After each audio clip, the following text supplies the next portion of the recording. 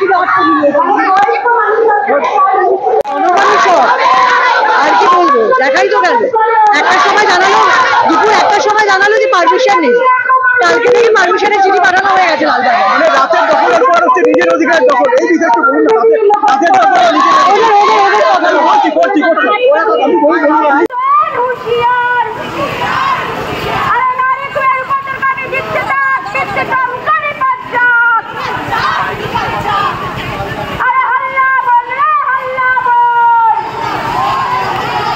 কিছুই বলবেন তাতে আমার আগেও বলেছি আমার কিচ্ছু যায় আসে না।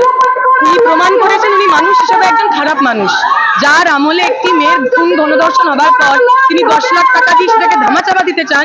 সেই মহিলার কাছে, সেই মানুষের কাছে আমার ব্যক্তিগতভাবে আর কোনো আশা ভরসা কিচ্ছু নেই। তাই আমরা যা বলেছি, এক দাবি এক দফা, মুখ্যমন্ত্রীর পদত্যাগ। বুঝতে পেরেছে এই স্রোতকে আটকানো যাবে না। আমরা শ্যামবাজার কেন আরজি করবো,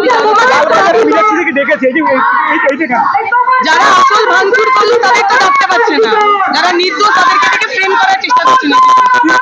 ভয় পাওয়ার কোনো জায়গা নেই, আমরা কোনো ভুল করি যাবে না। তো তারা তো অমুক দাদার স্নেহধন্য, তমুক দাদার স্নেহধন্য, তাদের তো এই টাকা দিয়ে মদ খাইয়ে ভাঙচুর করতে পাঠানো হয়েছে, তাদেরকে ধরবেন কেন? কিন্তু রাজ্যের যে বিরোধী নেত্রী তিনি একদম বিরোধী নেত্রী, ডাক্তারদের বদলি করা হয়েছে টোটাল 43 জন। হ্যাঁ, যারা প্রতিবাদে ছিলেন, আন্দোলনে ছিলেন, সবাইকে বদলি করা হয়েছে।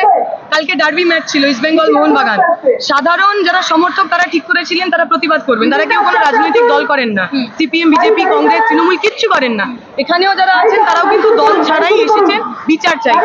রবীন্দ্র সদনের যে ঘটনা, সেই ঘটনার বিচার চাই। আমি প্রতিবাদ করেছি বলে ফেসবুকে আমাকে বলা হয়েছে তুমি বিজেপি করো। আমি কোন পার্টিতে গেছি, কোন বিজেপি পার্টিতে গেছি? আমাকে বলেছে বিজেপি করো। আমরা বিচার চাই, আমরা বিচার চাই। প্রথমে আটকে দেওয়া আমরা সব একটা মিটিং করে অনেকের দাবি একই রকম হচ্ছে। আমি আজকে বলবো না, আজকে কখনোই বলবো, আমি শুধু চুপচাপ আছি।